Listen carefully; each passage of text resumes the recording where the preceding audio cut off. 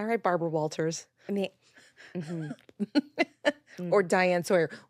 Or who we channeling? Connie Chung? Yeah, I think I want to do Diane Keaton today. Ooh. Welcome to the latest episode of Authenticated with your host, Kate McLeod. I am intrigued by people. People watching, I love. People learning, that's where I'm insatiably curious. I'm interested in the why and how of the creative mind's pattern of thinking, the subtext to the creative thinker, or in its more conscious and malleable form, the creative conscious. Because when you are so clear on yourself via the triad of consciousnesses, then you become reflective to others. Meeting yourself is an infectious practice because what feels good is infectious and something I think we could all use a good dose of. So join me in conversations with a diverse arsenal of creative thinkers, from artists to entrepreneurs to serial thinkers ready to optimize their creative conscious. With me, self-made and self-proclaimed creative entrepreneur. Sounds hot, right? Melissa, I'm so happy to have you here. Oh, we can curse? We can That's curse all we exciting. want. Hi, Kate. How the are you? I'm great. This is Melissa Crespo. She is a fabulous, fabulous director in theater and also in film, as we recently learned. Ooh. It's going to be in all the things as we continue forward. Yeah. But do you want to tell a little bit about yourself? Sure. I am a theater maker, but now I'm a filmmaker, so I have to figure out something new to say. There's a hybrid word there somewhere. True. Yeah. I like your email sig, which says creative entrepreneur, Yes. which I might steal. Yeah, someday. no, please do. I want everyone to have it. Because I feel like I am super powerful now. You should, as Thank we you. all should. Yeah. So yeah, I'm mostly direct, but I'm also the associate artistic director at Syracuse Stage. Mm-hmm. So I'm also a producer, and I've been writing a lot more lately. I'm so shy about saying that. I don't know why, but we're getting there. shouldn't be. We're healing. We're going. Yeah. Sometimes I teach.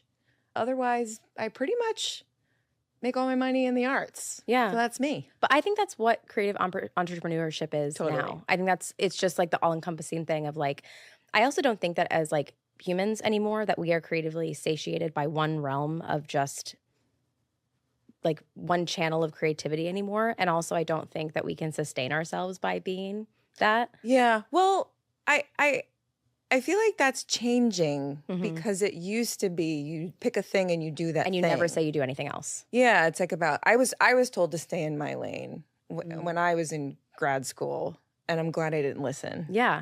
Yeah. Also, multiple streams of income. I mean, come on, like how are we going to survive? Yeah, exactly.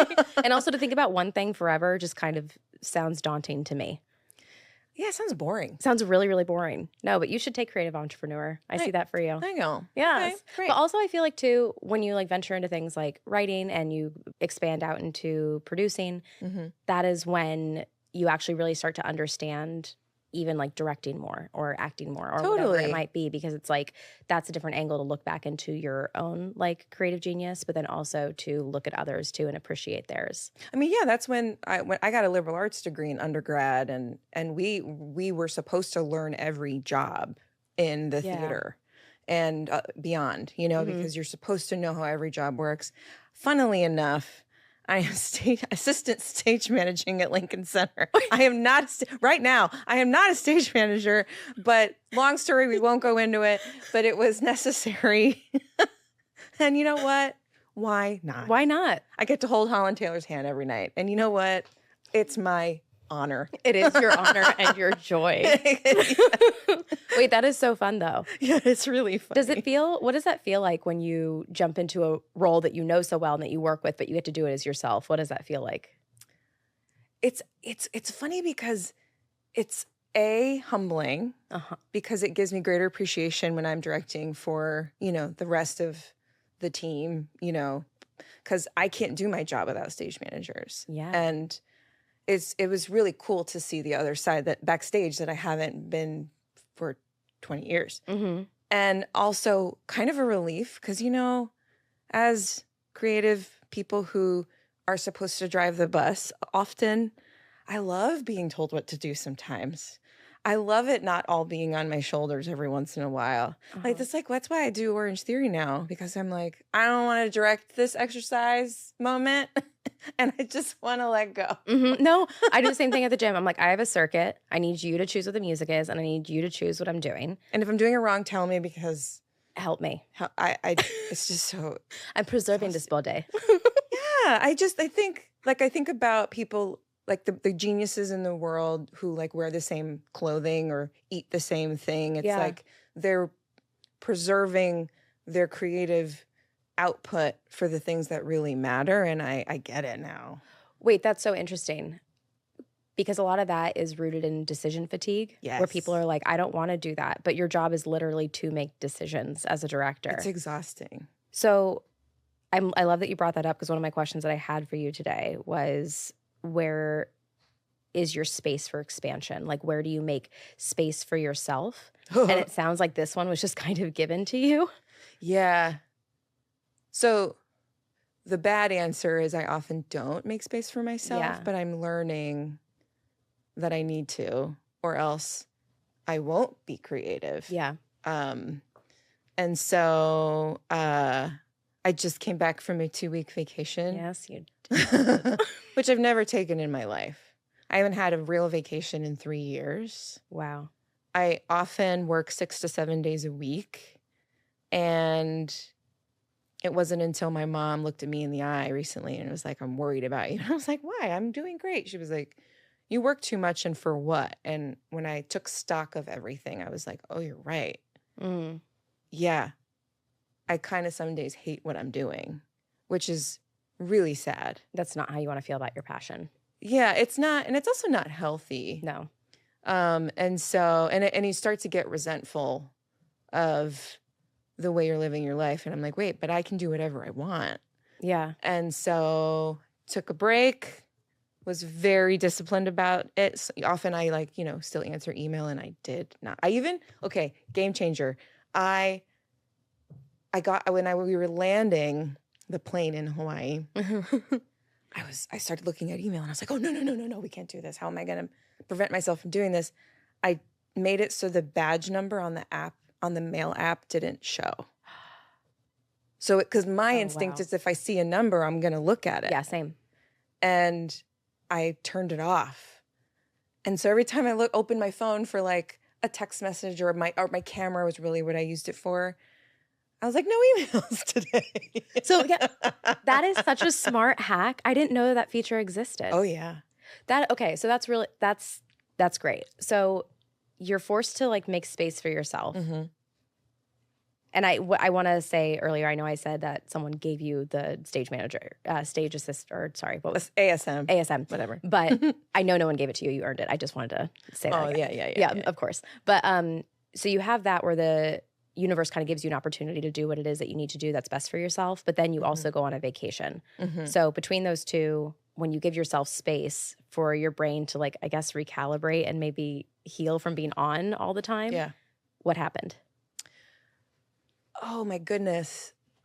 I literally stopped feeling pain in my body. Woof. Yeah. And everything quieted. Often there's a lot of noise, and it's hard to be creative when there's a lot of noise. Because I am essentially a creative person by nature, where I wake up in the morning and that's what I think about. I think about making things like that. And the minute I stop doing that, I it's time to take a break or leave the business.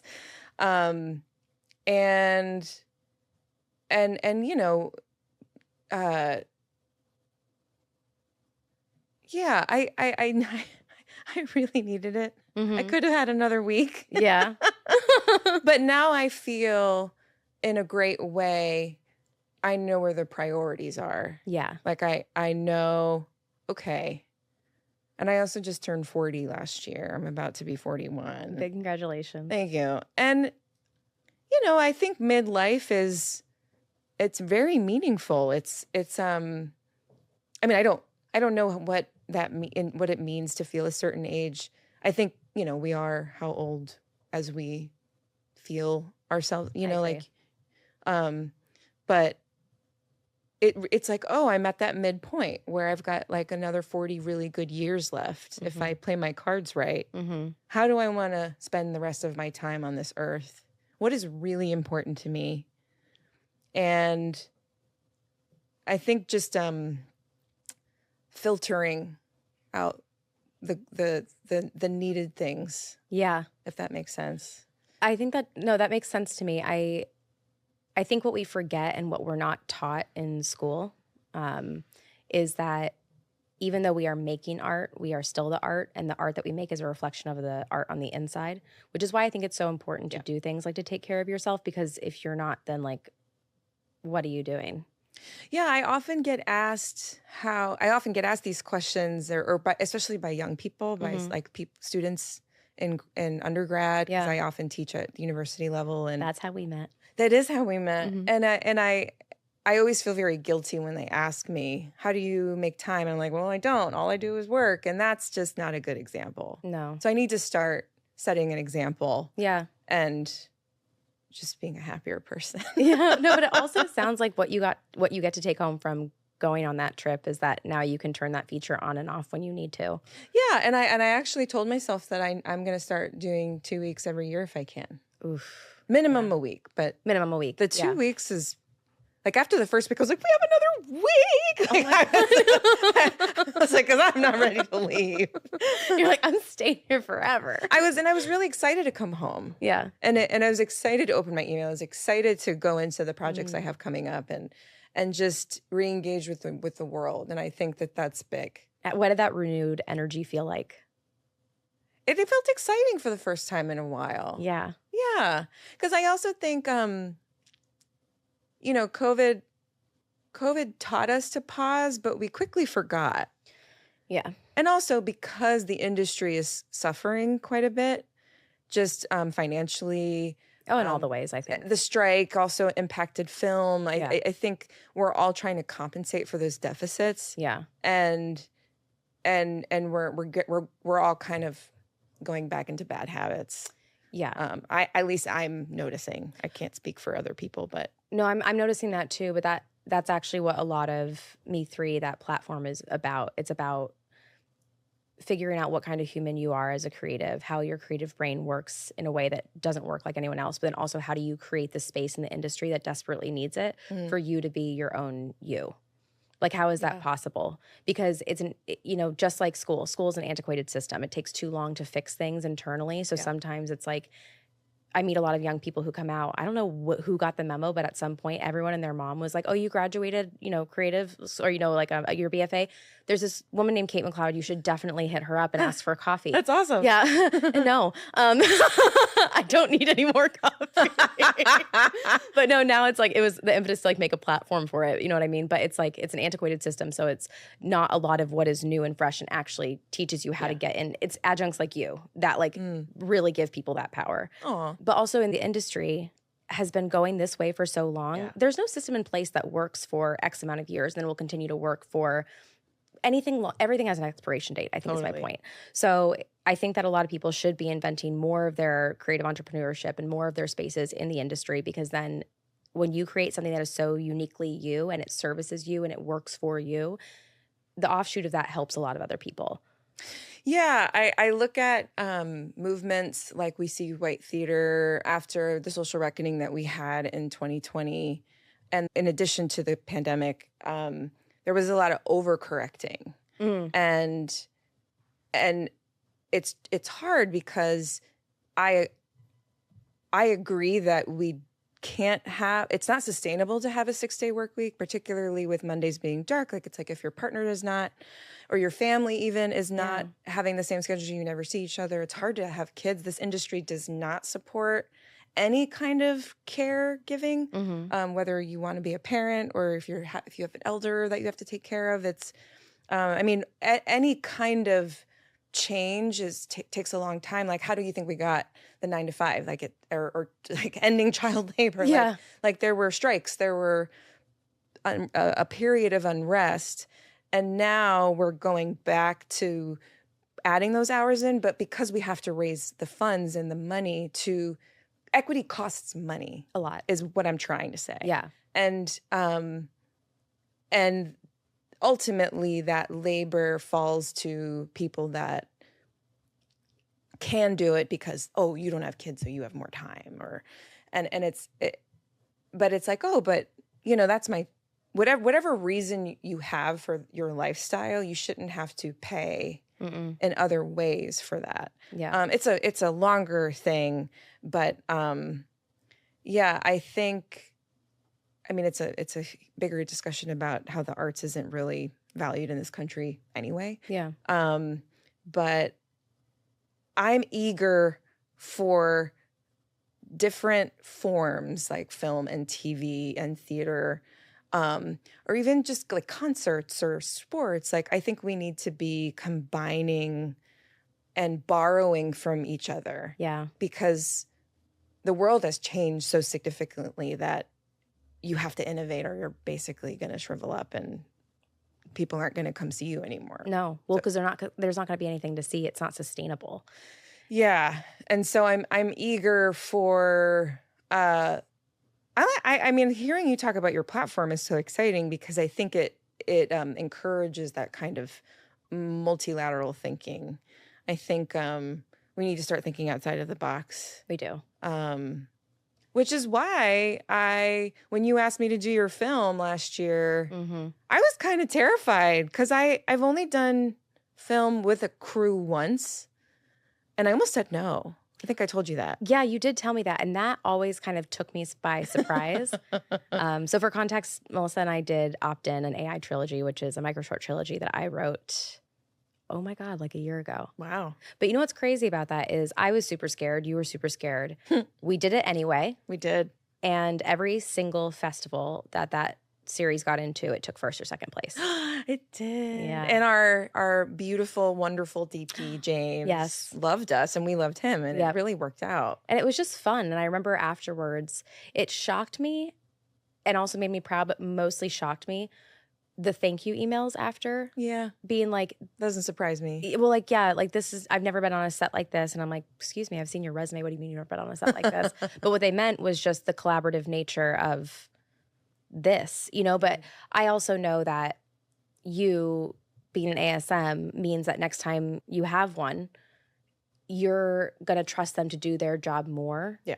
Because you understand their job more. And I think that was the magic on our set was, yes, we all have our roles. Yes, we all understand some stuff, but you're in charge of your own lane.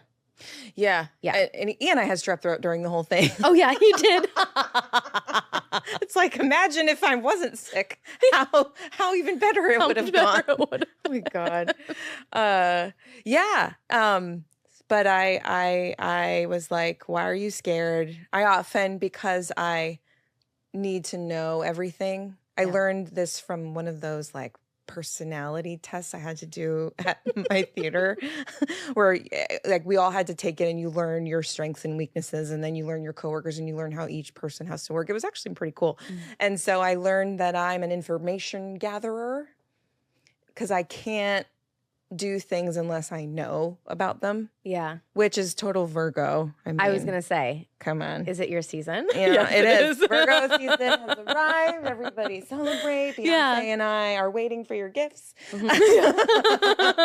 But yeah, and so what I did, like I always do, I downloaded a class and a book and then Jodie Foster was the one who was like, you know how to do this, because I did one of her master classes. Oh, I've seen that. I really want to do that. And I was like, oh, I'm going to be fine. Because I'm like, I am a director. Yeah. But I also, you trusted me and you're my friend, but, I want to do well for you. Because I remember what it's like to write something and you give it to someone else and you're like, well, don't let me down. Please don't let me down. No, I felt secure the whole time. But that is interesting though, because I feel like there are like 26 pillars in Me 3, but one of them is to reevaluate what fear is and how the definition is relative to the definer.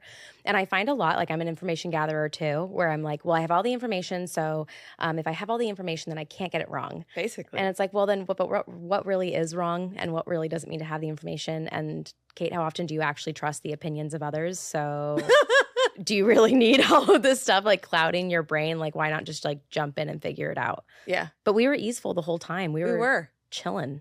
We were. It was pretty easy. And but I also think that's why we have a lot in common and we get along so well. I think so too. Because we're very similar. Yeah. Because we're hustlers. Yeah. And even if you don't know the answer, you'll figure it out Mm-hmm. and do it to the best of your ability. And like, that's all that matters. Yeah. Well, I think also that's the trust in ourselves to be capable, Yeah. which is a very hard skill to acquire. I feel like I got it in my 30s. And I was like, you cannot disturb my peace. That's how I felt when I turned 30. Yeah. Everything, all the noise kind of went away. Yeah. And I was like, oh, I don't have to be as scared. What am I so scared about?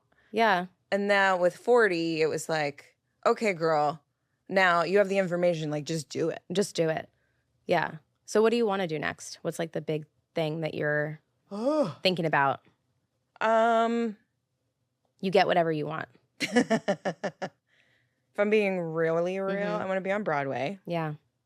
And I think that is an actual real possibility. It is. The way things are going in the past year since I've come back to the city. I do want to I want to do more film. Mm-hmm. And that started with you, which Yeah. was really cool because I literally said to someone, I want to do film. And then you like called me a month later and I was like, ooh, I got to be careful what I put out in the universe. Oh my gosh. That's literally a thought I had the other day where I was like, I have to be really careful with what I am saying I want and what I'm manifesting because it is happening. I love that. Yeah. I also want to be a parent Yeah. very badly. You'll be a really good one. Oh, thanks. Mm-hmm. And I think that that's going to happen. And I used to think I can't do both just because of the needs of the business, but Yeah. there's no reason for that. Mm-hmm. It's, again, getting out of my own way. Yeah.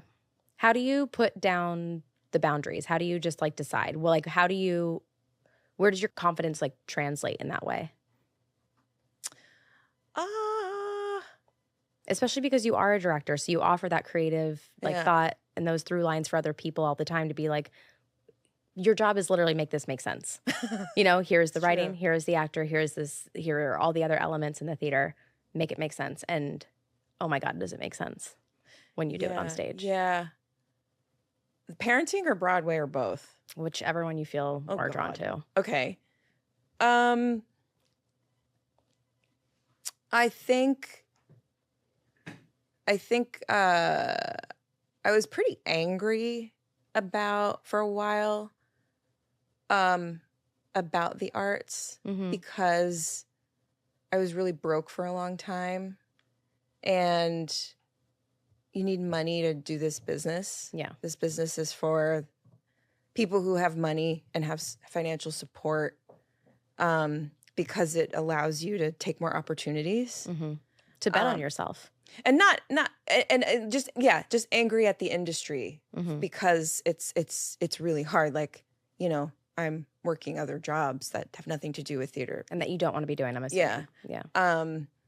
But I've also been very, very fortunate with all of the amazing people that have helped me along the way Mm-hmm. and that have encouraged me, have mentored me, have opened doors for me. And then it's up to me to, you know, walk through it and show up. And so, which is honestly how I got to where I am today. Yeah. Because I don't believe in luck. I believe it's preparation meeting opportunity. It's like, if you're ready when that doorbell rings and you're not ready to answer the door, then that's on you. Yeah. I mean, there will always be someone else ringing your doorbell, but if you want to get there as quickly as possible, you need to be ready when the doorbell rings. Exactly. And so, and my mom has been pretty significant in that journey because she's always told me, you can do whatever you want. She's always been in my corner. She's the first person I call when something good happens or something bad happens. Mm-hmm. She's the one who's like, have a baby, we'll help you. You don't need a man. Let's do it. We'll do it. She's just so optimistic. That's just her nature. She's just a light, you know, and it's that example that has really helped me Yeah. get out of my own way. Or sometimes she'll be like, why are you scared? Yeah. Just do it. Is it her voice that comes in your head? Oh, yeah. Yeah. That's for amazing. good, for better or worse. No, but there's always that one voice that sticks there. Oh my God. Yeah. I recently told her, she told me something mundane about something. Cause even like stand up straight or, like, when I was a kid, cause I was pretty tall early on. She's like, don't stand up straight. Don't hunch, be proud of being tall. and she said something to me and I was like, Mom, you are in my head already. You already did your job. And she just started cracking up. Like it's already there. We're good. Yeah. Yeah. I had a similar moment when I realized I said something and I went, I'm my father. Oh my God. Like it was my voice, but like I know where that came from. Yeah. It happens, those people that, especially because I feel very blessed as well to have family who's always like, no, like we don't know what you're saying 60% of the time, but we believe in you, and I'm like, yeah, like lean into my delusion. Lean into it. It's called being intentionally delusional. It's that like magic you have as a kid, I think. Yeah. Where you're just like, yeah, I can do it. And also I think I decided recently too that it just doesn't have to be hard. And if it is, that's okay. Yeah. Because I've recently learned a wonderful saying that I've carried with me. Opposition is information. So if something's not working in some whatever way, Yeah. professionally or personally, you gather. Remember, information gather. That's us. Mm-hmm. It's okay. I have that, and now I know what to do in the future. Yeah. And not everything has to be so negative. No, because there's a huge another pillar in Me3 is deciding, where it's just like you just decide, and like that term is whatever it is to you as it is to me, but you can just decide. And it takes forever to arrive there. If you would have told me 10 years ago I would be anything other than an actor, you'd find me in the corner of the room crying. And I would be like, no, that's my dream. If I don't do this, I failed. But that's not true, because now I feel so like way more fulfilled than I've ever felt in my entire life. I love reading scripts. I love producing. I love writing. I love inventing whatever I want to creatively. I love bringing people together, and I love meeting more people. Mm-hmm. Everyone. What is your approach to networking? If that's the word that even fits. No, I know. I don't think of it as networking anymore. I used to when I was a lot younger. And this is what I tell the youngins. Mm-hmm. It shouldn't be transactional. Correct. So that when you're meeting others, it is about really getting to know someone. I just feel like with networking, it's like, oh, and now I know you, and what can you give me? Yeah. And I think that can be pretty harmful. It's also a put off. Yeah. And I don't think it's ever, or I shouldn't say ever. Most of the time it's not intentional. But where when you think of a network like a net, it's almost like a force field of people that you have in your corner, and just in case. But for now, they're there, and it's really lovely. Kind of like, I don't know, I'm feeling a little woo-woo today, but like a halo of like comfort. That's kind of how I think about it, because I don't want to compete with you. There's just the world to compete with. It's exhausting. Yeah. Also, there is no such thing as competition, because you and I could spend the rest of the next 40 years, you trying to be me and me trying to be you. Yeah. And it's just not going to work. But I love that visual that you just gave of a network like a net, because all I think about there is anything a net carries has distributive weight. It doesn't have all the weight in one place. You're that's right. nice, because I remember it and I experience it now, where you meet someone and they just think that you're the answer. And it's like, no, I'm not your answer. I'm my own answer. You're going to be your answer, but I'm glad we know each other. And like, it's more chill than I thought it was when I was younger. Yeah. Yeah. I think it's really nice to be able to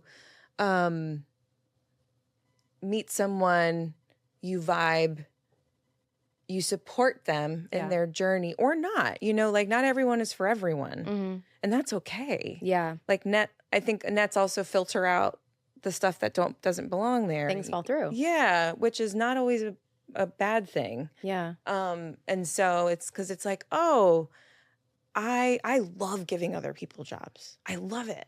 It's part of the thing I love about being a director. Mm-hmm. When I get to bring my team together of designers, of actors, of just everyone, and give them a job, but also know that I'm tagging them as a teammate.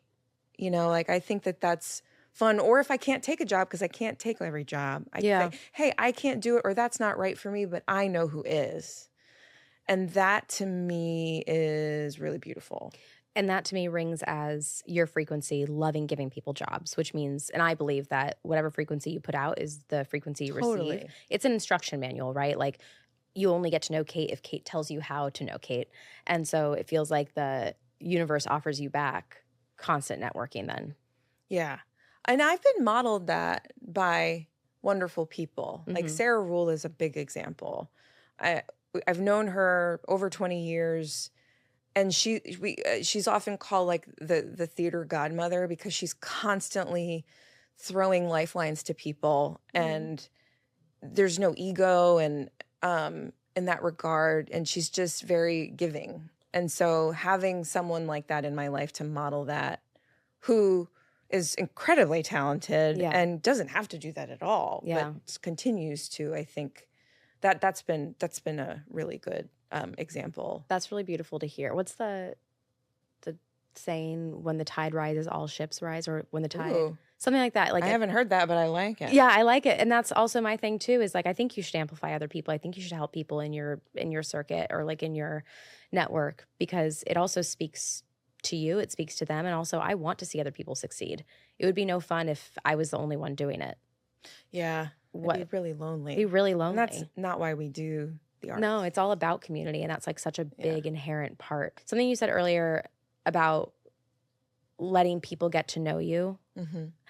I think there was a good opportunity there when we first started working together in grad school. Mm-hmm. You directed Last Days of Judas Iscariot. Mm-hmm. But because when I came in, I had like, I think it was one line in the entire play.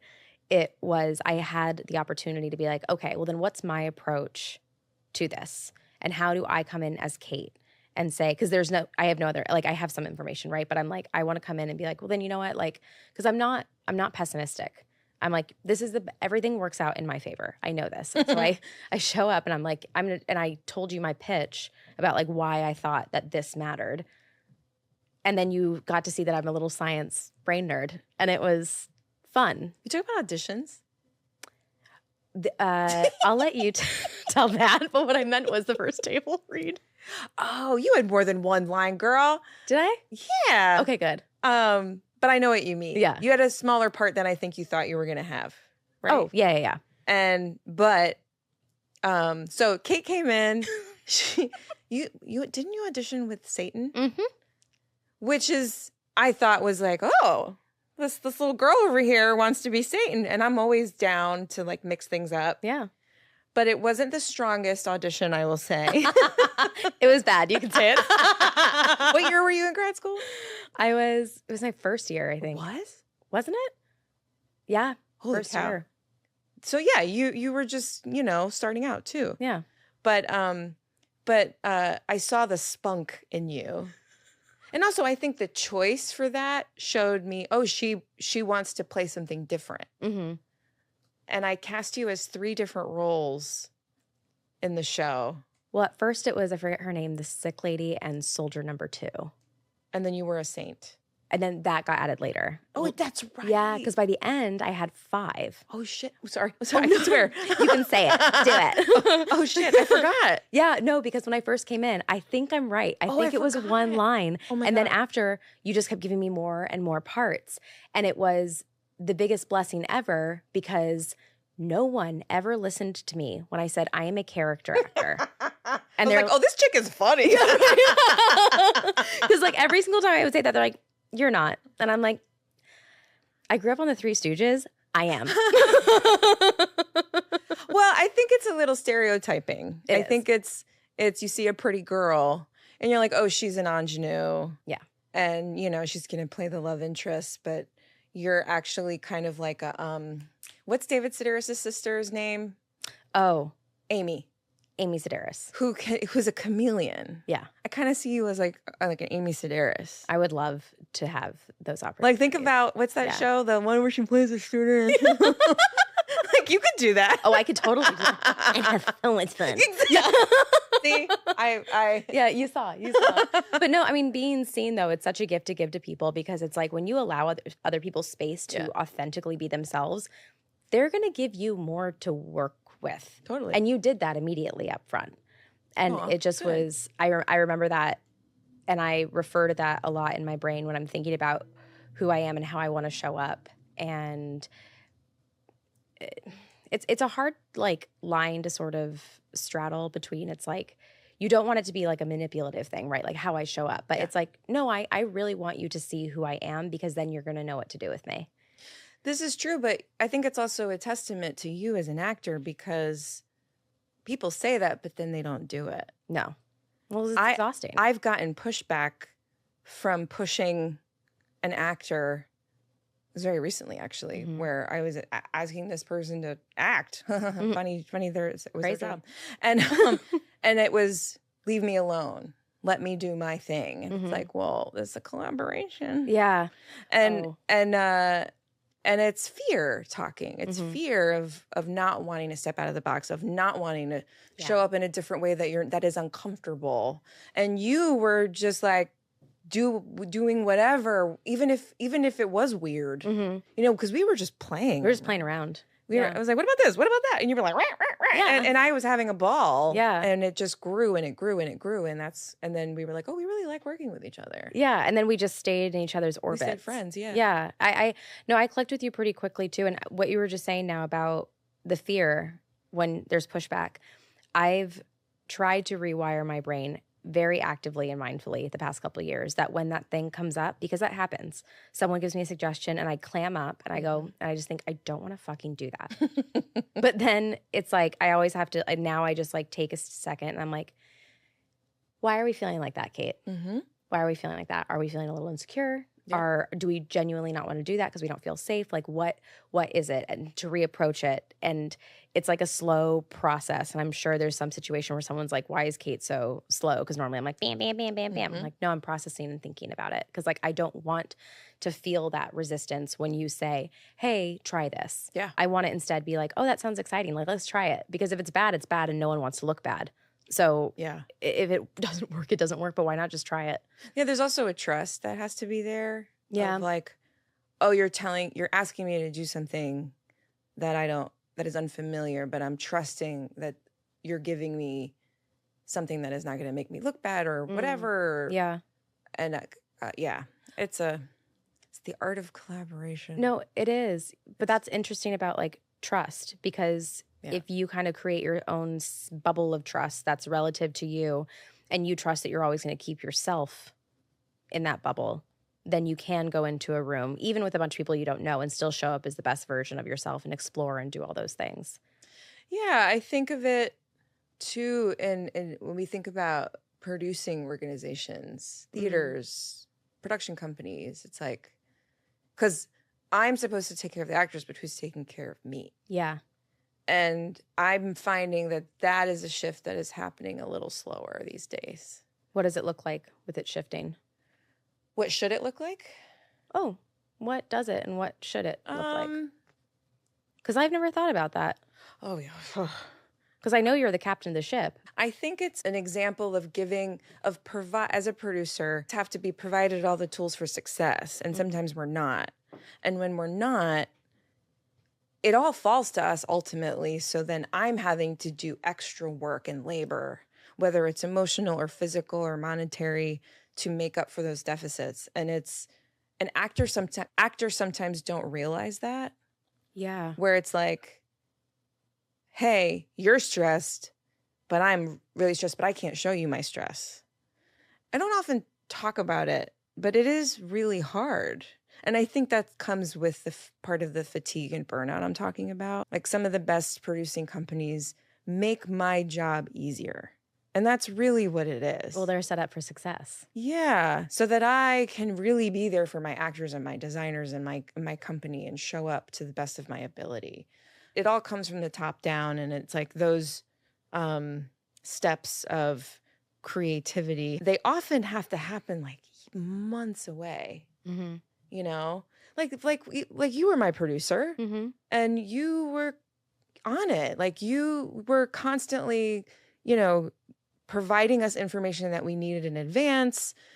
And I remember us talking about how sad it was to hear the team, how they weren't used to that. Yeah. And that's what I mean. Yeah, because that's what makes most sense to me. And I think that's because we are people first. Also, it's because we come from theater. And Yeah, but a lot of the examples I'm thinking of are theater. No. But the people of theater, the joy, like fun of theater, it's like at the foundation, yes. When they expand more and become like commercialized or whatever, that's when I start to hear like the horror stories about like why it's not in place and why it's not like a people first moment. Yeah, and I'm a little scared about commercial in that because of that. Because I'm noticing the more commercial it gets, the more care is subtracted from the equation because there's so much money on the line. Like it's a little, and when you say like, I'm thinking of the word cutthroat, but I can't think of a better word for it. Mm-hmm. But it's like, oh, we don't care about your feelings. We don't care about what kind of, Yeah. And I'm the same way. It's like, if you're having a bad day, you can't bring that into work with you. But ultimately, yeah, we are humans. So there should be a little give. But what does that mean? It's an ever evolving thing that I'm discovering. So what does that look like for you in your practice of it, of taking care of yourself and giving yourself the support you need? And what does it look like in terms of a theater house providing it for you? It's already in place. I think for me, it's speaking up more. But I've been doing that all my life, and then I feel like sometimes I'm punished for it.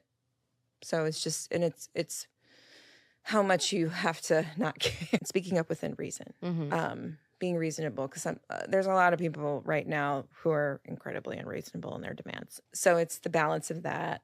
But like an example is me asking for 2 weeks off. Was that just like chaos? No, it wasn't. Oh, and that's beautiful. That was the beautiful. Well, it was me being afraid to ask. And that was just my own stuff. Because I feel like I have to work all the time. I was just going to say, that's why you work all the time. Because you feel like you can't take a break. Because that and I can only imagine, because I remember that, even though we have an age difference, I can only imagine how much harder it was driven home on you, especially in undergrad and grad school. Oh, yeah. Because I felt it. And those were things that I rejected, where I'm like, no, I don't want to do that. Like, actually, it doesn't have to be like that. And I am going to take time off. But it wasn't until I started dating someone outside of the arts that got reinforced.